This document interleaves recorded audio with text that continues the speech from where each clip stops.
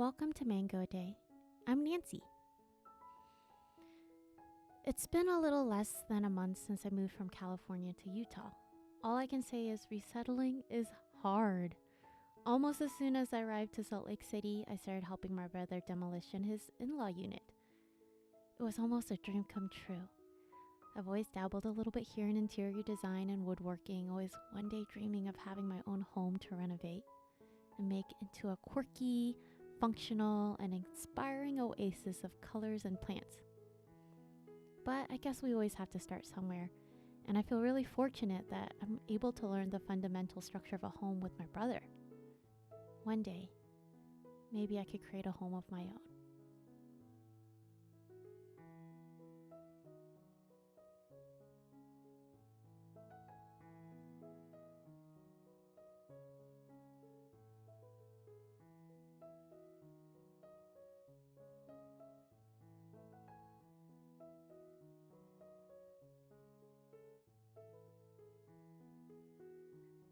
It was such hard physical work. Day after day, hour after hour of tearing up the floor, disassembling the cabinets, breaking down walls, crushing the tiles. In those repetitive moments, I would feel like if this process was somewhere similar to my own innards being ripped out in physical form. I thought about it while I was working, that this was important to start anew. When we undergo a spiritual journey, all of who we thought we are or were is ripped out. Each wall of the home, like each layer of me. No longer would I accept the walls I had created. I was ready to finally break them down to look inside. And inside, it was bare, simple, but still okay. The foundation of the home was still there. When we looked under the subfloor, there was simply dirt. When we climbed into the attic, it was full of insulation and a simple structure to hold the roof up.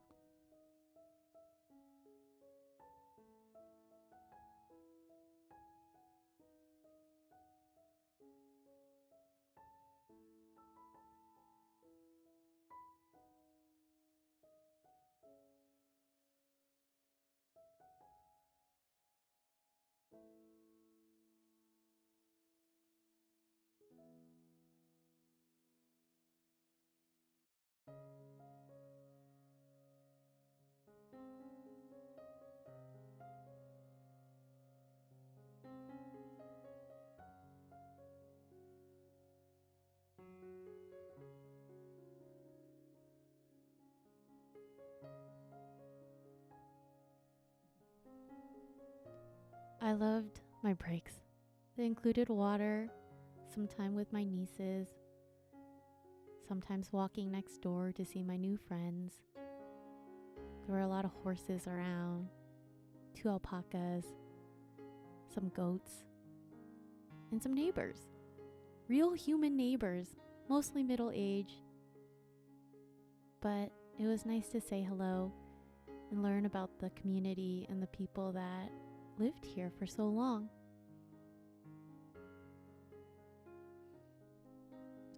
We were careful to not destroy any of the support beams, or what we call them as load-bearing walls, as this would create a massive crumble of the roof down into the core of the house.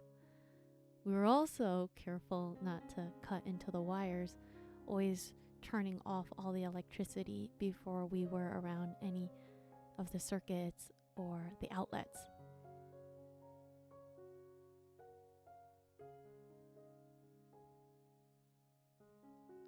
Even though we were doing this ourselves, we wanted to not overestimate our abilities while respecting the house's support system and the careful connections that were previously built into it.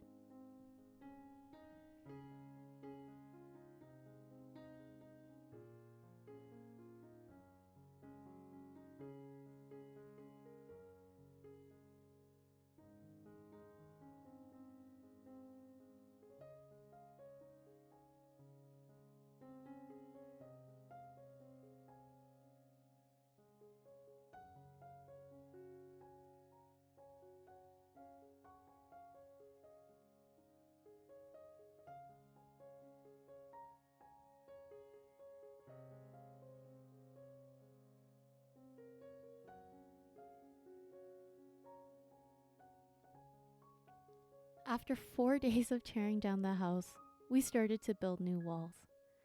I loved smelling the wood as I pushed it through the miter saw. It felt like if I was running around in the woods again. Although I didn't want to run around the woods now because it was 30 degrees outside and snowing, and I didn't dare test Mother Nature. But my brother and I, we leveled, measured, remeasured, and screwed in the beams together, creating a completely renovated inside. It was beautiful, but albeit messy.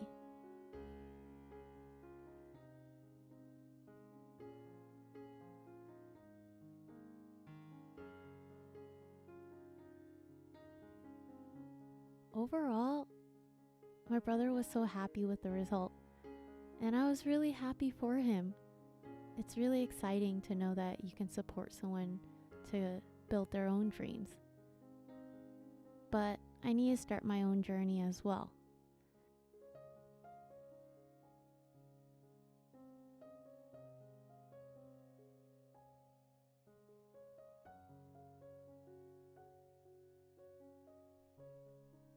Over the 6 days of helping my brother with his home, I was actually trying to draw and learn and record as much creative material as I could. Some days I would forget to eat until 3 or 4 p.m. and stay up late until 2. After a week, I started to see my patterns were exactly the ones I actually was trying to veer away from.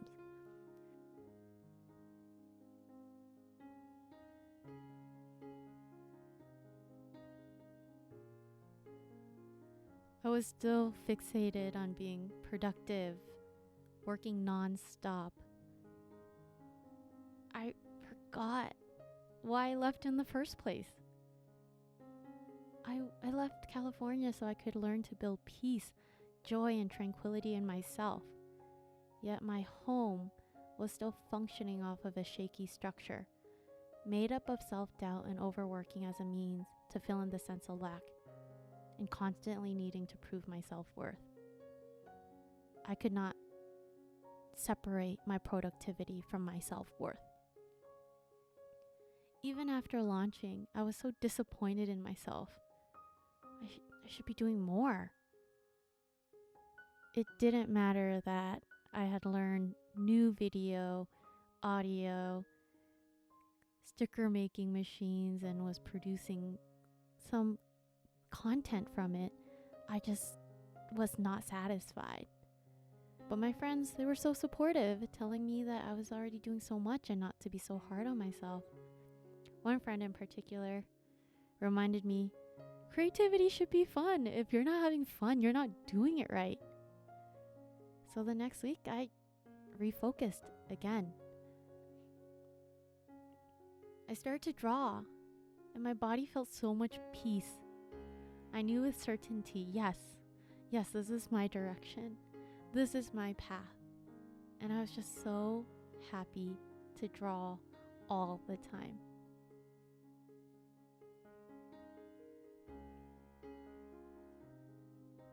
It's funny, I actually haven't drawn in years regularly. Perhaps once in a while I'll help make a design for my organization's fundraiser or friends, but not the way I did as a child with complete freedom. Of course, looking at other people's art online made me think that I wasn't good enough, that I wasn't going to make it, and I revisited familiar feelings of anxiety and fears during this time. I was so scared that my abilities were not good enough, but I just promised myself to keep drawing just because I felt so happy. And I was excited because the thoughts in my mind were actually being transmitted through my hands. You guys probably don't know this, but I actually have an essential tremor. So anytime I use my hands against gravity, I actually shake quite a bit. It was kind of silly too, because during procedures in my clinic, if I was controlling my breath, I could actually control the tremors. But art is so fine. and I was very scared that people would notice my shaky art. But it didn't matter, because when I was drawing, I was so calm in my hand, it just didn't shake. The little child in me was so delighted. How miraculous is it to see things in our imagination and bring it to light? How beautiful is this world that the creatives work through the energy of source? How amazing is the flow of this energy that time doesn't exist and what was just a vision now does. I felt deep gratitude to do what I love. But this week, I remembered to eat and rest.